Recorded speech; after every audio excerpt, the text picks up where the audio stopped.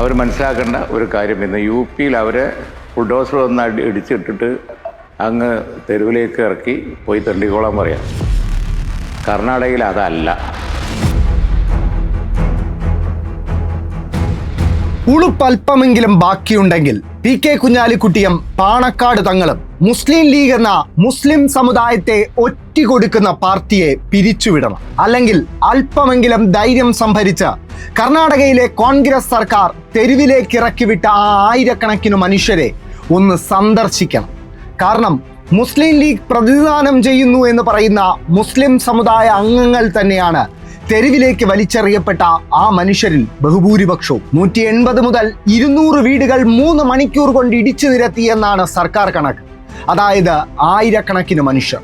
Voter I ഡിയും ration കാർഡും മുതൽ ആധാർ കാർഡ് വരെയുള്ള സർവ്വരേഖകളുമുള്ള ഇന്ത്യൻ പൗരന്മാരായ മനുഷ്യരാണ് ഇപ്പോൾ തെരുവിലേക്ക് വലിച്ചെറിയപ്പെട്ടത്. എന്നിട്ടും പ്രതിഷേധം രേഖപ്പെടുത്താനല്ല, ന്യായീകരിക്കാനുള്ള തിരക്കിലാണ് മുസ്ലിം സമുദായത്തിന്റെ അട്ടിപ്പേർ അവകാശം തങ്ങൾക്കാണെന്ന് പറയുന്ന മുസ്ലിം ലീഗ് എന്ന പാർട്ടി. ഉത്തരേന്ത്യൻ സംസ്ഥാനങ്ങളിൽ BJP നടപ്പാക്കുന്ന ബുൾഡോസർ രാജിൽ നിന്ന് എന്തെങ്കിലും വ്യത്യാസം കർണാടകയിലെ കോൺഗ്രസ് മോഡൽ ബുൾഡോസർ രാജിൽ കാണാൻ സാധിക്കുന്നുണ്ടോ?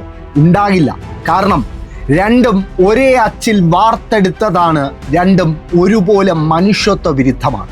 എന്നിട്ടും ഇരകൾ ബഹുഭൂരിപക്ഷവും മുസ്ലിങ്ങളായിട്ടുപോലും മുസ്ലിം ലീഗ് കോൺഗ്രസിനെ ന്യായീകരിക്കുന്നുണ്ടെങ്കിൽ KM ഷാജി ദേ ഈ പറഞ്ഞതും ഒരു പെരും നുണയാണ്. ഞങ്ങൾക്ക് മതമാണ് മതമാണ് മതമാണ് പ്രശ്നം, അത് ഞങ്ങളുടെ ഐഡന്റിറ്റിയാണ്.